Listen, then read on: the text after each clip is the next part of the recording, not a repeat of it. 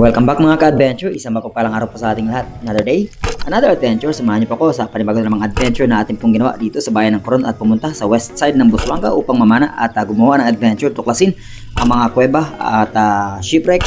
At syempre, ang pamamana at ang pinakamasarap na parte sa lahat, ang pagkain ng ating masarap na huli. Kaya tara, samahan niyo po kami sa mga adventure na ating pong ginawa sa araw nito.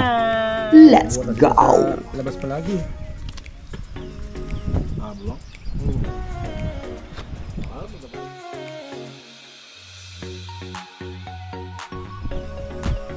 May schedule ng biyahe ng Kalawit sila Maki at sumama ako mga ka-adventure. Sinama natin si Janelle para nasa ganun tayo meron yung dive body. At hindi na nga ako nakapag-intro kasi nahiya ako. May mga kasama kami mga Taiwanese pero ganun naman.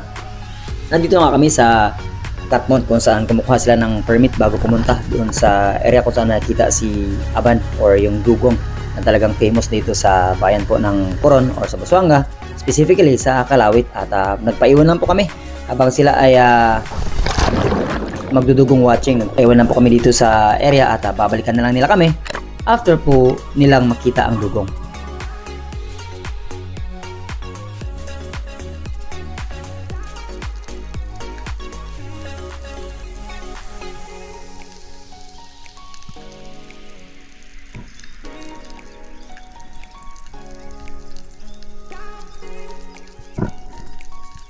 Dito na ulit kami naman mga ka-adventure kung saan tayo naman kasama si Coach Ali at si Talal, yung ating pong naging bisita. At sa unang pagsisid po natin ay pinuntahan ko yung malaking bato kung saan ako nakita natin ng maraming mga lifty. At hindi ko kaagad napansin mga ka-adventure, sumulubong na pala sa akin yung Maori Sea Perch. Kaya lang hindi ko na pull yung trigger.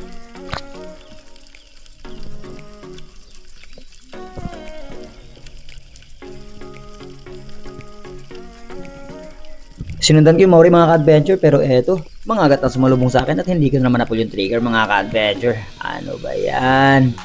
Sayang.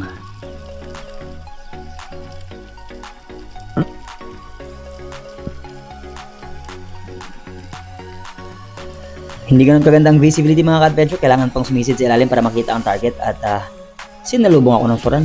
Hindi ko nga lang na-pull yung trigger kasi nga kailangan ko pang sumisid mga ka-adventure hanggang sa tuloy na siyang lumayo. At hindi naman natin natira. Ano ba yan? Ang dami na sanang magandang isa nakita natin today. Kaya lang hindi natin napana. Kaya nag-move on ako. At pinuntahan ko yung aking kasamang si Janelle dahil may nakita raw sa malaking lupa dito. Kaya nilabas ko aking flashlight. At hahanapin natin. Tingnan natin kung ano ang aking makikita dito sa ilalim ng manunggol na ito.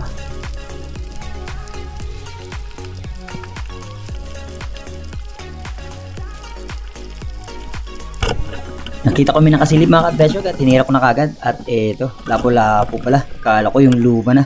Ito ang ating naging unang isda sa araw na ito mga ka-adventure. Isang oversized na lapo-lapo po or coral trout.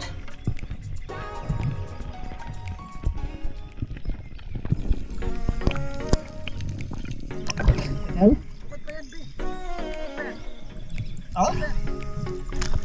Baba?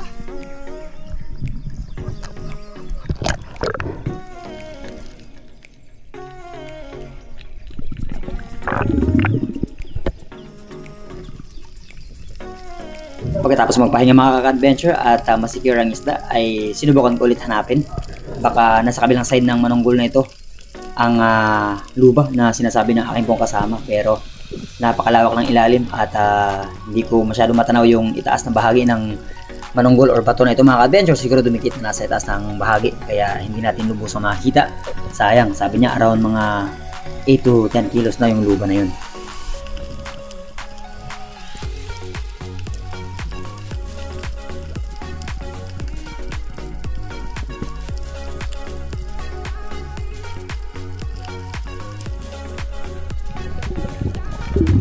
Hindi ko na nakita mga ka-adventure kaya nag-move on ako at nagsagawa ng panibagong pagsisid dahil may natanaw akong another coral trout or lapu-lapu mga ka-adventure. Nung natanaw niya ako ay lumangoy palayo. Kaya lang nung sinundan ko siya tapos nakarating doon sa kanyang teritoryo ay biglang humarap sa akin mga ka-adventure at napakalapit kaya na-secure natin ang ating ikalawang isda sa araw na ito.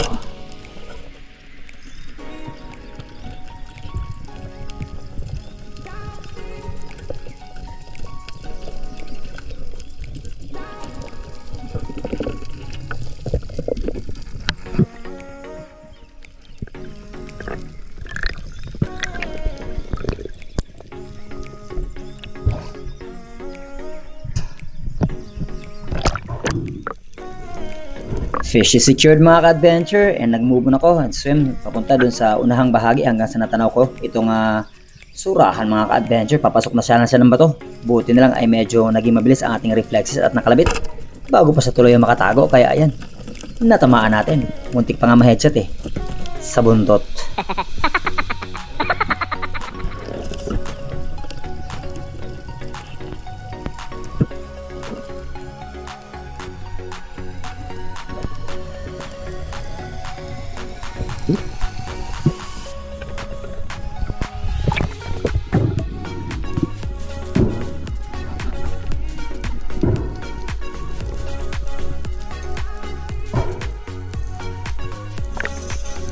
Ayan mga ka-adventure, na-secure na natin ating ikatlong isda at sigurado hindi na tayo magugutom dahil meron na tayong masarap at siguradong huli. Pero ayan, habang naglo-load ako ng pana, mayroong curious na creature na lumalangoy sa atin at napakaamon ito mga ka-adventure.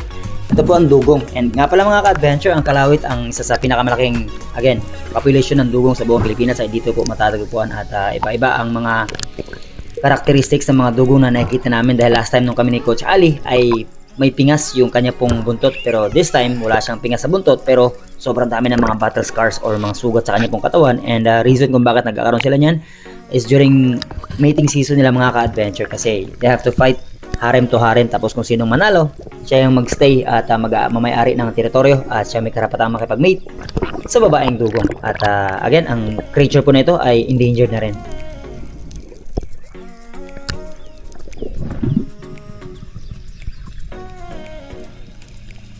Panibagong pagsisid mga ka-adventure dahil nakakita tayo ng ating panibagong target, isang lyre tail na grouper naman ang ating pong nakita at papalayo na sana siya, at nung na-meet na natin yung gap ay biglang humarap sa atin, kaya syempre hindi natin papatagalan yan at na-secure naman natin ang ating ika-apat na isda sa araw na ito.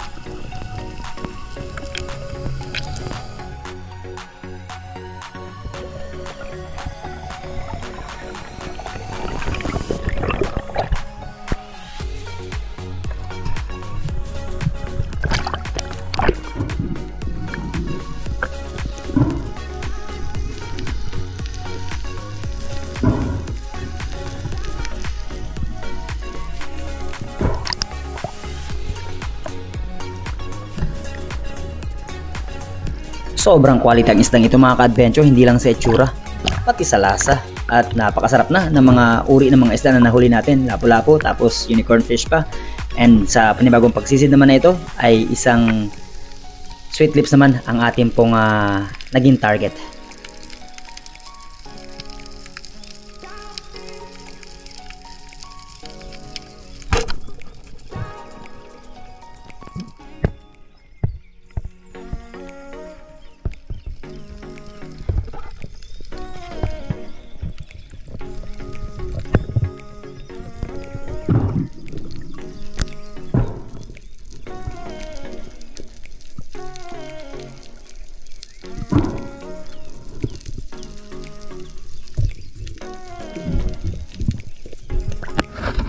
At ayan mga ka-adventure, atin ang na-secure ang ating ikalimang isda para sa araw na ito. Napaka-colorful ng mga huli natin at syempre, napakasarap din.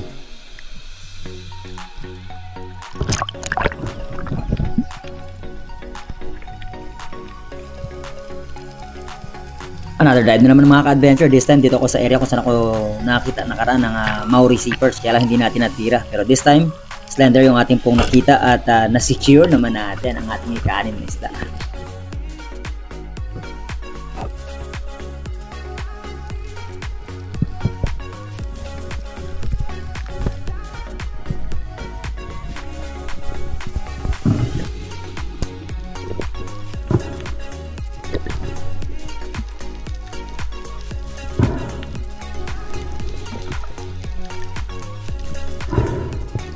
Saglit pa lang kami na mamana mga ka-adventure, pero grabe yung blessing na nakuha na natin sa araw na ito. At sa ating panibagong pagsisid ulit, isang dream fish na naman ang ating pong nakita. At this time ay 2 piraso sila. Namili pa sana ako, kaya lang yung mas malaki ay lumalayo na, kaya no choice. Kailangan ko nung i-secure kahit yung isa lang sa kanila. Kasi yung nasa left side ko yung mapapansin, napakalaking sweet lips, pero hindi ko pinansin. Maori talaga ang target natin at ayan, tinamaan naman.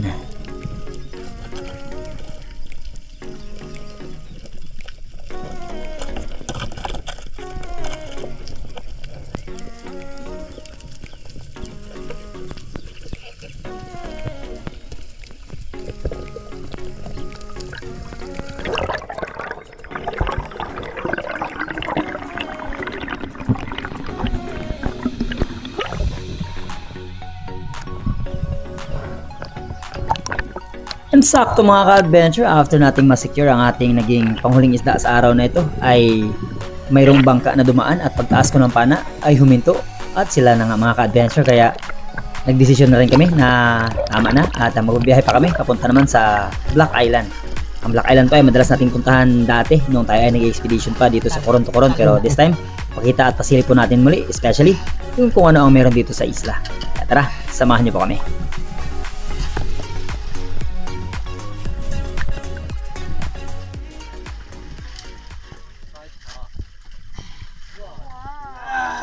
Wow!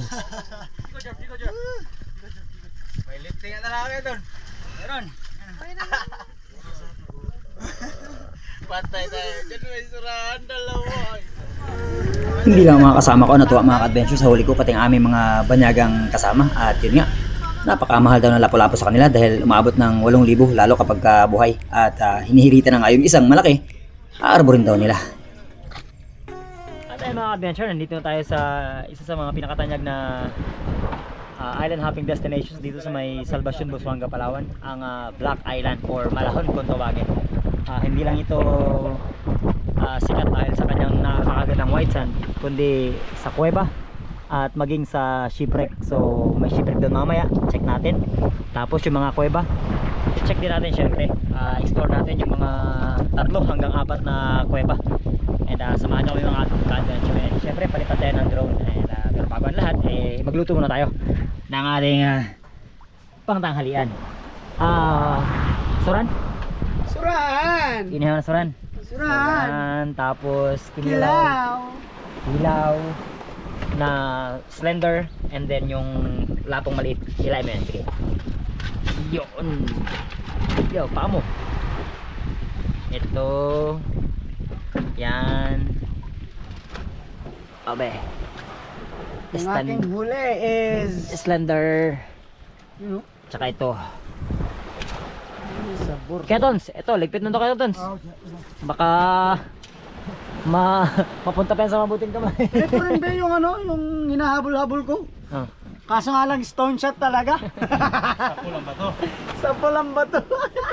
Itong kanlay, mamaya ito pakasigang natin mga ka-adventure. Talagang sinasabing stone shot. Tapos itong lyre tail, yan mamaya rin talay natin. Siyempre, itong malaking lapu-lapu. Suno. First, huli natin. So, sige. Maki, tulungan natin sila mga kayo magluto. Ito. Blue spine, slender, tsaka lapu-lapu. Bibigyan mo na yan kay Ketox. Sa pagkakataong ito mga ka-adventure, ang paghahanda naman ng aming pong pananghalian ng ating aasikasuhin dahil Tom Jones na rin.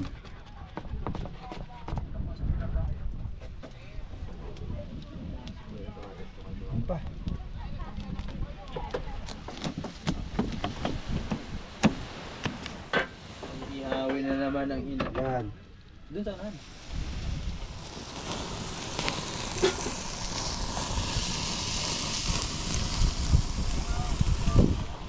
Iyan o.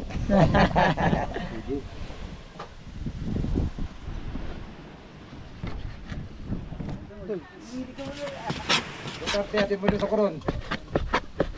Yan may pakita lang. Kinilaw at inihaw mga ka-adventure ang ating main na putahe para sa amin na kakain. Ngunit sa mga panauhin ay iba-iba din yung aming mga hinandang pagkain sa kanila. May mga pipino, may prutas, may puset, may pork chop, may isda. At syempre pinatikim din natin sila ng kinilaw. Tapos may stir fry na string beans pa. Yellow. Sa prutas yan doy.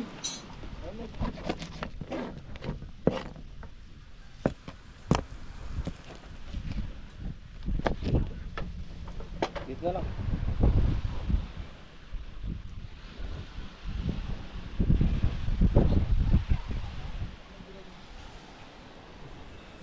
Enjoy your food, guys. Doon na. Palayo natin ng konti. Baka matuyuan. Ito ang the best. Pinadsan. Pinit pero lami. Inilaw. Sasabi naman tayo itong lami kayo. Kala ko sa akin. At yun mga adventure, pagkatapos naming handaan yung aming mga bisita, siyempre kami naman nakakain, hindi pwedeng hindi. Tignan nyo lang ulam natin. Shout out, Chairman. Shout out sa mga kabataan dyan. Ma, anong ulam?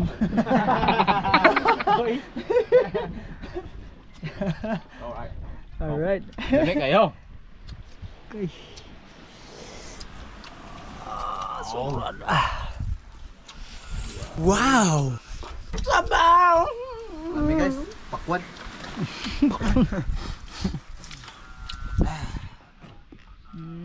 Lamit na lang, may tawtawan. Yun o? Yun o? Ito ko sa o? Ilaw. Ito? Yan. Harap ng bawang.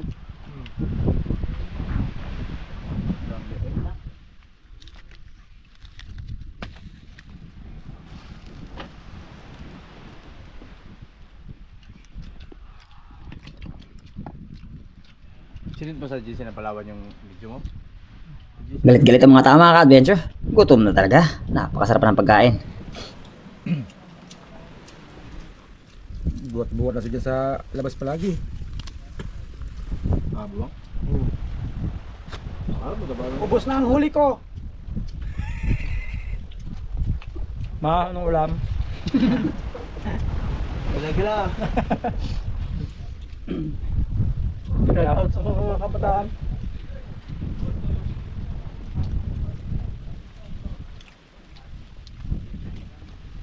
Catfish. Hapkok. Hapkok yan kasi yung kalahati lang niluto. Wala nang hap yan. 1/4 na lang yan.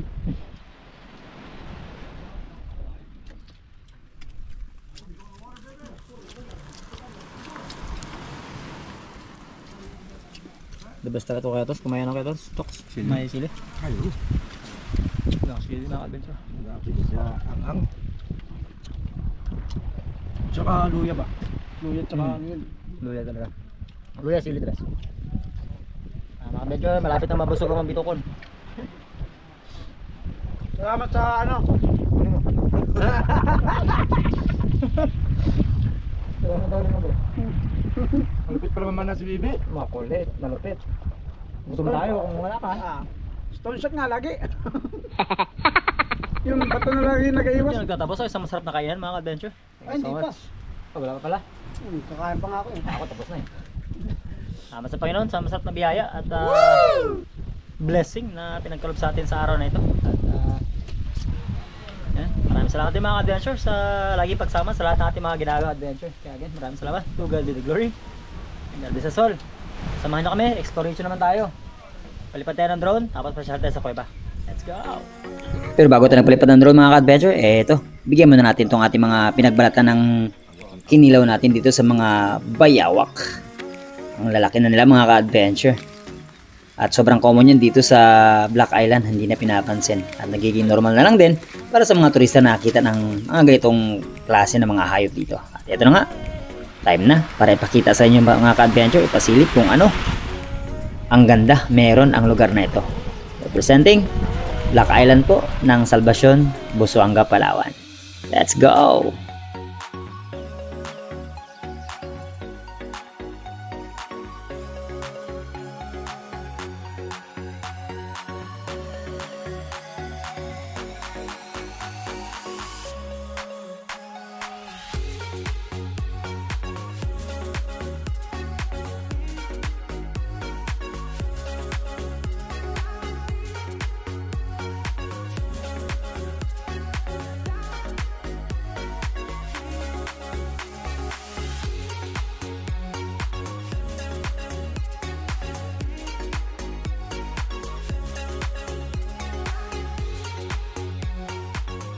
Ayan mga adventure, so tapos nang kumain, nakapagbalipad na rin tayo ng drone after kumain.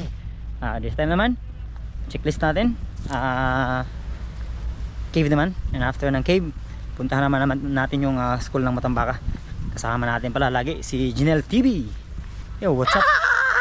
What's up mga katawa? What's up mga katawa? Let's go mga adventure. Cave time.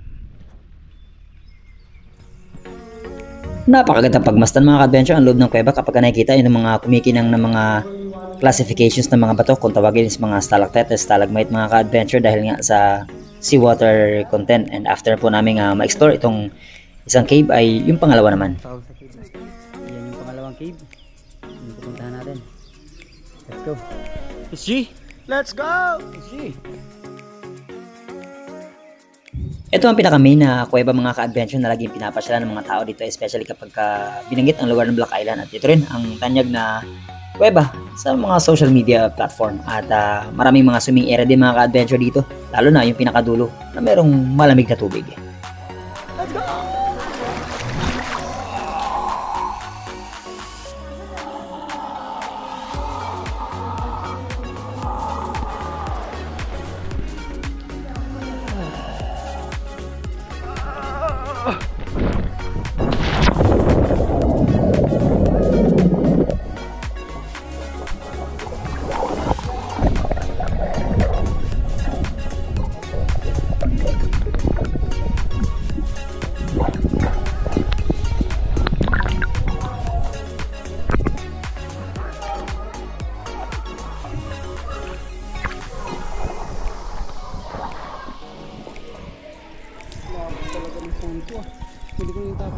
Third cave mga ka-adventure.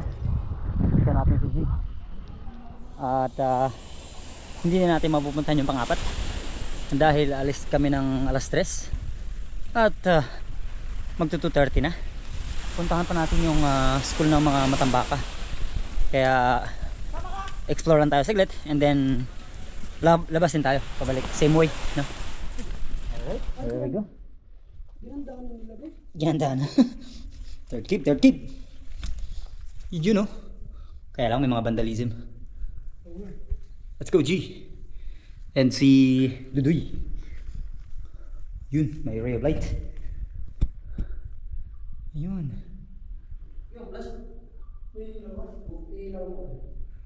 Mas maganda mo ng ilaw.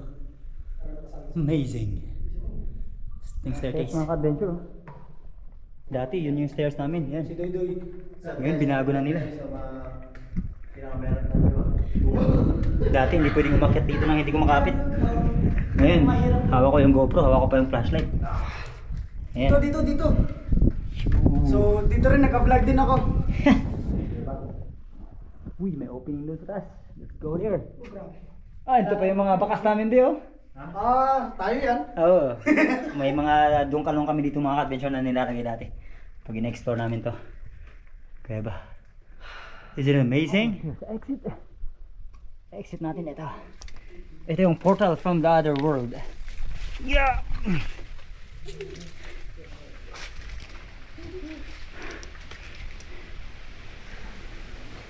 You, get out from where you are.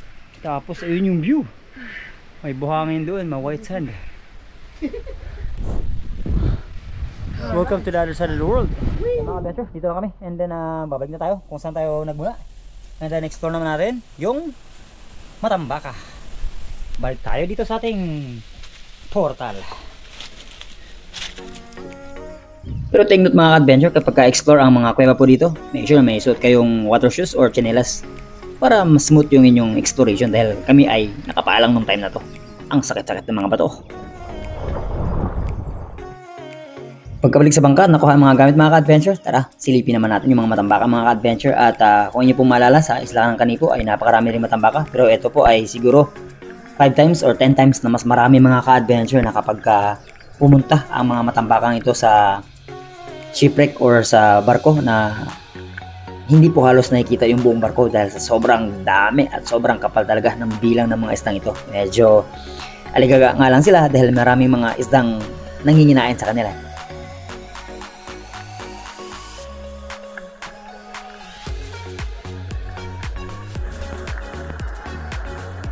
At pagkatapos na makita mga matambaka mga ka-adventure, pinuntahan naman natin ang shipwreck. Kaya tara, pigilan nyo po inyong pahinga at samahan ako, explore po natin.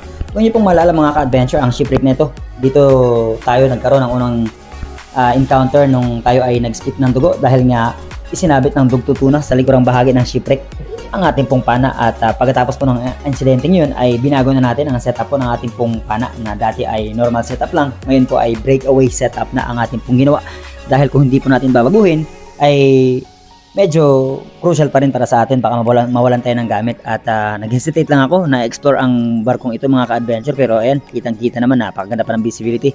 At kung nasaan ako mga ka-adventure, ang lalim ay nasa 21.8 meters. At ang pinaka-bottom part talaga nito, ang likurang bahagi ng barko, kung saan isinabit ng dugtutuna ang ating pong pana dati, ay nasa 36 meters po.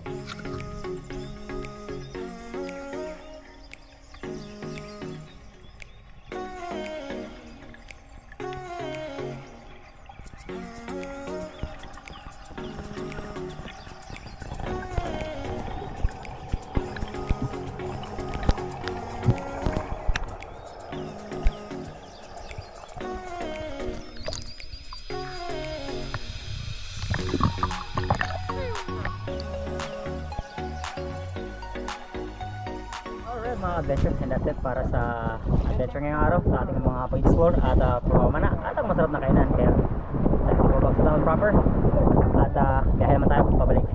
Let's go! At nagbiyahe na nga kami mga ka-adventure mula sa Black Island, na nagbiyahe kami ng mga 40 minutos bago pa marating ang Bulwang, na kung saan nandun yung aming pong sasakyan na nag-aantay. Iba po ang pantalan na ito sa sinakyan natin kaninang umaga, at mula po dito ay mahigit isang oras pa bago pa namin marating ang bayan ng Coron.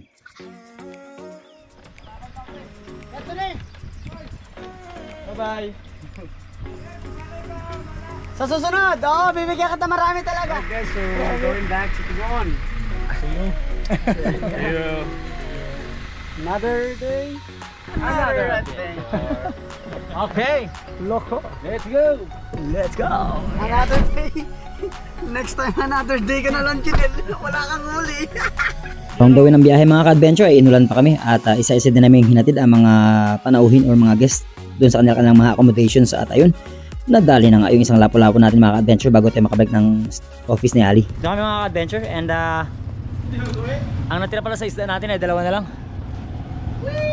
Yung Maori Sea Perch at isang Lyre Tail. Eto. Ayan. Sentensyahan na to. Sentensyahan.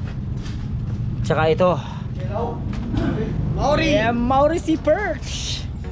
Habang nagpapahinga mga ka-adventure, konting pasilip sa bayan po ng Coron. Ang bayan po ng Coron ang isa sa tinaguriang the first class municipality at tinaguriang the shipwreck diving capital ng Pilipinas, dahil napakarami nga ng mga barko ng mga Hapon na lumubog dito during World War II. At ang Coron po ay napakatanyag talaga in terms of tourist attraction po, at lubhang nakilala ang lugar nito dahil nga sa dami ng mga destinations, mga beach, mga lakes at mga shipwrecks, at tourism na rin ang ikinabubuhay ng maraming mga tao dito.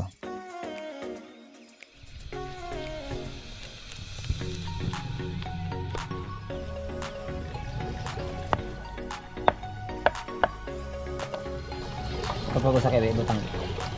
Pag sa kayo, butang.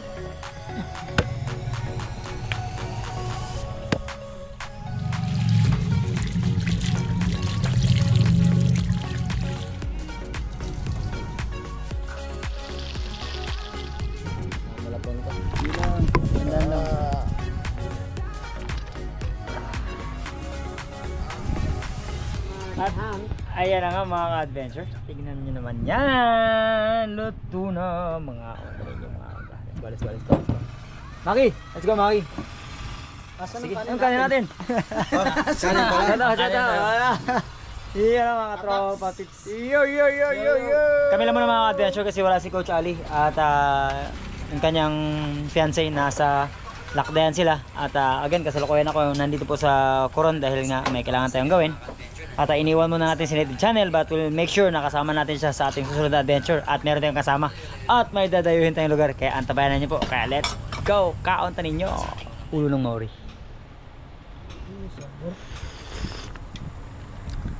Asim kilig. Umi kayo. Mga adventure, kain pa tayo. Hindi ka binakataw. Sandaan. Kamad na kayo. Hindi ka rin nakakatawa. Bahala ka dyan. Ito na lang. Katagal ka. Oh, ito na nga ako.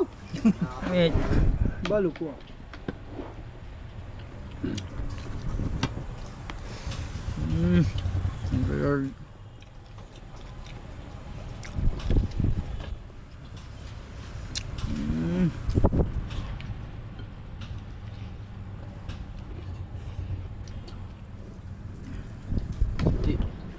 Suloy yung upuan, G. Oh, may kanin pa. Pabot na yung sa upuan. Saan? Magbuha ka ng upuan mo doon. Tulog ba? Diyan na ako. Ay, lami, oy.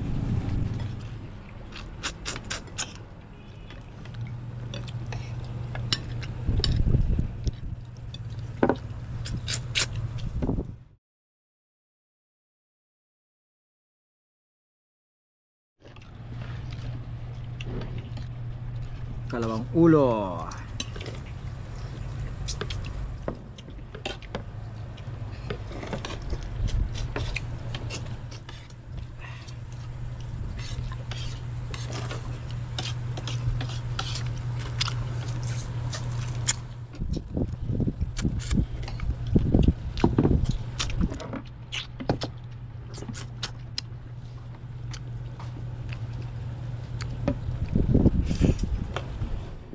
Ayan mga adventure, sold. Thank you so much Panginoon sa napakasarap na biyaya at sa guidance na pinagkakalob sa atin sa lahat ng ating mga adventure na ginagawa. Lamig tayo. Let's go. Sibo sa ating next adventure. Hindi totoo yan. Sama-sama lang loob ko dyan. Hindi para. Hindi na sa akin, oh. Lasay. Unsubscribe. And that's it for today's adventure. Thank you for watching mga ka-adventure and samahan niyo ako muli sa ating panibagong adventure. Maraming salamat. To God be the glory and God bless us all. Let's go!